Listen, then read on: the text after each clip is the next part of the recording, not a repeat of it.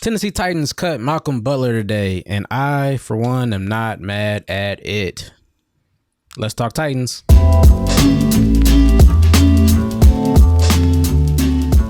Welcome back to the channel, guys. My name is Snacks, and I just want to thank any and everybody that has been liking, commenting, subscribing to the channel.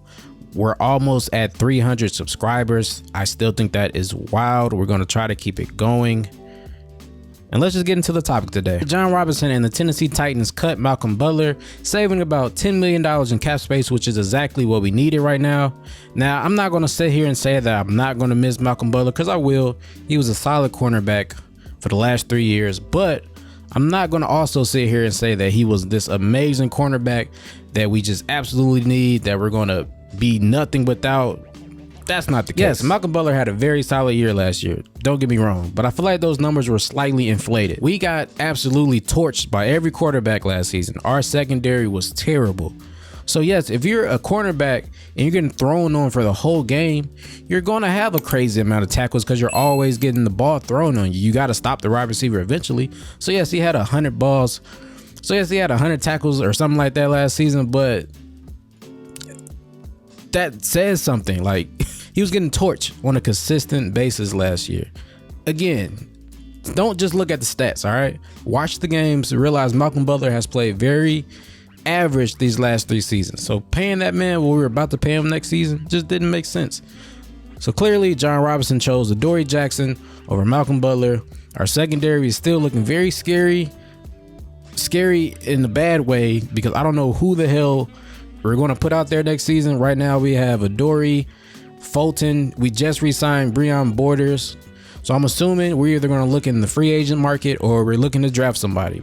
But right now it's ugly, and I'm not really, I don't like looking at our roster. But I'm not in panic mode yet. I know it's still early. I know these cuts have to be made. Malcolm Butler is just a casualty. If you look at his stats throughout the last 3 seasons down below, he played solid.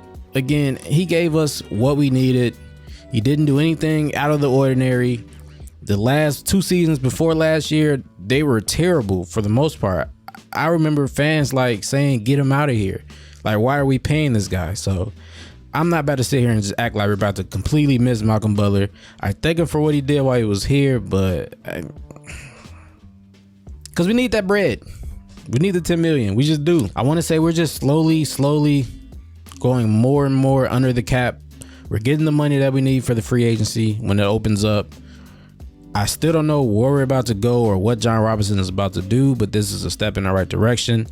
I know, don't look at the roster. You're going to get scared as well.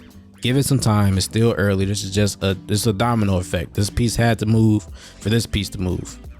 Trust me, we'll be all right. Trust me.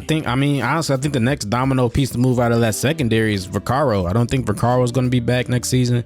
We got Hooker, who played amazing last year when he had to, or when he was called out there, when he was on the field. So yeah, the what do these call it? The MMCNB, my man catches no balls. That movement is basically done. Vaccaro is about to be gone. Butler's gone. Logan Ryan's gone. We still have Byard and Adoree. Those are only 2 left from the MMCNB movement, which I thought that movement was fake anyway, because their man caught all the balls. Pause. I honestly can't even make a prediction as to where Malcolm Butler will go. Every team needs a very solid cornerback. He still has a few good years left in him. I think he's a very solid cornerback. He's not worth what we paid him, but if he's your number 2 corner or your slot corner, he's going to play very hard. He's going to play very fast. He's going to get balls caught on him.